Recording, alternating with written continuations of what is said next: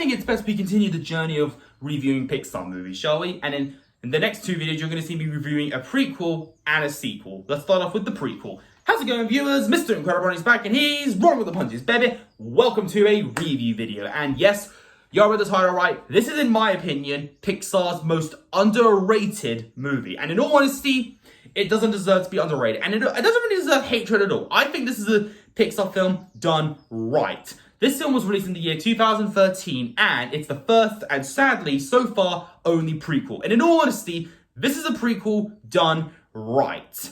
And that, of course, is Monsters University. Yeah, I think this film is underrated as heck, and I think it's really, really good. It actually is important to the Monsters, to the Monstropolis franchise overall, and it just works overall. And it's, even though it's not Pixar's best sequel, it's nowhere near as a bad one. I think it's a lot of fun, and I'm going to prove in this video why I think it's great and doesn't deserve any hatred. So yeah, but I would like to hear your opinions. Monsters University, I think, is really good. Underrated as well. Like, don't get me wrong. Monsters, Inc. is a classic that cannot be beaten. Monsters, Inc. is a solid 10 out of 10. Okay, it will never live up to the charm of this movie, but it's still a really respectable prequel and overall satisfying in continuation, or prequel, I guess. So not really continuation, I guess. You know what I mean? Okay, good.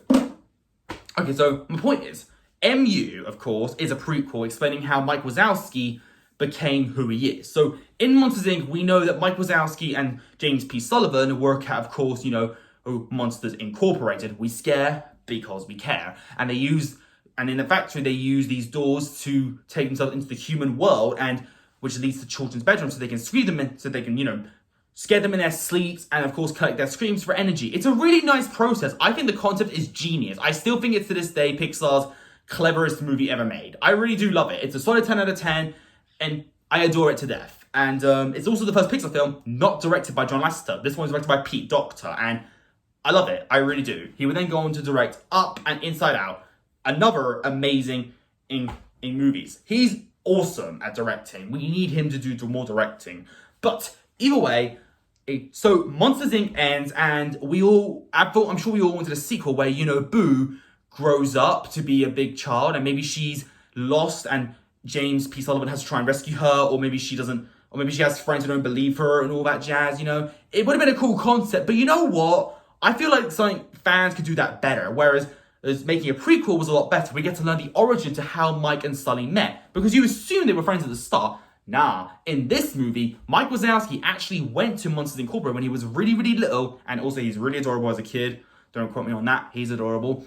And we learned that he wanted to be a scarer, but the thing is, everyone kept doubting him and saying that he doesn't belong on a scare floor. And in all honesty, you have to agree, because Mike Wazowski is not that scary for a monster. Yeah, he may have one eye, but he's just so cute and round and green. You can't be scared of him. And even when he tries to do the roar, it's just, he looks funny doing it, So it makes sense. But this is a relatable thing. I'm sure we've all been there where we're like, we could be strong, right? And your friends, or even bullies, tell you, nah, you cannot be good at this, dude. So Mike actually proves himself by going into a door, and which a top scarer went into, that actually went to MU, of course. And he actually gets accepted to Monsters University and wants to learn how to be a scarer. And no joke, Randall, who is like one of the, if not the main really antagonist of the first movie? Well, in this movie, he's actually Mike Wazowski's old roommate. Yes, they were actually friends. That is a shock that I did not see coming. So it was cool to see them interact as friends. And it's just crazy how they change. You're probably wondering, but in the movie, he really has a rivalry with Sully. So how come he was friends with Mike before? Well, this movie explains really well that Sully beat him in the final scare games of the Scare Simulator, and because of that, Randall got really mad and was like, that's the last time I lose to you, Sullivan. So that kind of started the whole rivalry thing. I guess the reason why he's not as mean to Mike is because, they used to be friends. He remembers being his friend, So I guess he doesn't want to be too harsh on him, but he sees Sully as the guy who kind of stole him in a way. Which, I don't know. I don't know how the rivalry thing works, but I'm sure y'all can explain that better. But either way, Mike is really confident and he's studying all the time. You see, James P. Sullivan, on the other hand, was kind of was kind of a douche, okay? He was a bit of a jerk. He was a big, egocentric guy, all right? He thought he was the best at everything because his father, Bill Sullivan, was a real scarer, like a really good scarer. So he assumed he's the best because he's a Sullivan, you know? And just because your surname is special doesn't mean you are that special. You know, you have to prove you're worthy. And James has to learn that the hard way, of course. So he and Mike have to actually have to bond together and work on on a team of the scare games, which is a really cool concept. As someone who enjoyed going to college, enjoys going to college, this film is definitely relatable to some, okay? I think this is a really good coming of age story about, you know, accepting for who you are, try not to change yourself, and even if you can't be amazing, it doesn't mean you aren't amazing. You can still do great things and just prove you're worthy. So Mike being, you know, a captain or leader or coach, actually I should say, for scarers is better than actually trying to become one yourself. So, and I like how Sully refers to him as coach. It's really cute, and their relationship dynamic grows really well. And the relationship with the other monsters too is also really cute too. Uzma Kappa is a fun team. I love Squishy, I love Art, I love Don, I love Terry and Terry. They're just so much fun to hang out with. And Dean, Abigail, Hardscrabble, or one of the creepiest looking characters ever, who reminds me of Principal Cinch from Friendship Games, weirdly enough. She comes around her in the end, and overall the scare games are entertaining. It's really funny as well. This movie is also really funny, and just overall has jokes that work, and I think it has some really good morals. And the scene that always gets me is at the end when Mike goes to the human world to prove that he's worthy because Sully cheated in the final games of the scare simulator by making his settings different, you know, lower, which I think is called bedwetter, I believe. I think the highest one is called heavy sleeper, I believe. I don't know.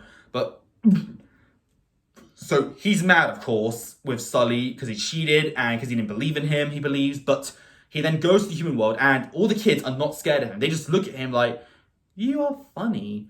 And it, of course, it upsets him. And then Sully finds him by a little stream and explains to him how he's terrified inside, even though he looks scary on the outside. It's just such a heartbreaking scene. And the animation is just so beautiful to look at in that scene. I love that scene to death. It's a really underappreciated film scene, and it's one of Pixar's best scenes ever. So Monsters University is actually a good film, and it's very underrated for all the wrong reasons. Like, the character development works really well. And here's the thing, here's what I love most about Monsters University. In Monsters Inc., Sully was literally the main character. You cared about him the most, even though you all love how funny Mike is. But you see, in Monsters University, they kind of swap it. They make Sully a background character and Mike the actual main character. That is something I really appreciate, because it felt like Mike had not enough screen time in the first film. So this film fixes that, and I appreciate that. So that's a really good development storyline, and it just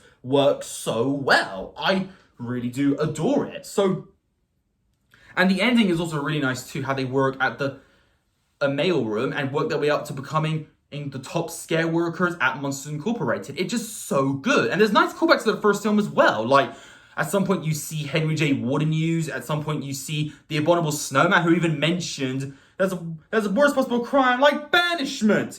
Welcome to the Himalayas. Snow cone? No, don't worry, it's lemon. And we even get, I kid you not, Roz. Oh my gosh, it was so satisfying to see Roz again in her, like, I guess you could say hazmat suit, or what is it called again? What is it called? What is that team called? CDA, there it is, CDA, Child Detection Agency. It was so cool to see that. That's for the university president to decide, and you could be sure we'll be watching these two. Always watching. Wazowski, you didn't file your paperwork last night. I just love it so much. It's just great. So yeah, Monsters University, underrated film. I think Pixar's most underrated film, without a doubt. I think it deserves more love, and it's overall a really good prequel. How you do it right, and definitely one of Pixar's better sequels overall. I really like it. Nowhere as amazing as the first one, but still really good. Overall, Monsters University, I would give it an 8 out of 10. Solid 8 out of 10. Monsters Inc., 10 out of 10. This one, 8. So what do you think of Monsters University? Do you think it's underrated? Do you think it's bad? Or do you think it's better than the first one? I would love to hear your opinions. But either way, I'll see you all in the next video. If you enjoyed this particular one, leave a like on it. Don't forget to subscribe. If you're interested, follow me on Instagram, link down below. And until then, stay positive, keep calm, stay safe, be incredible. And as always, Brony on. Peace.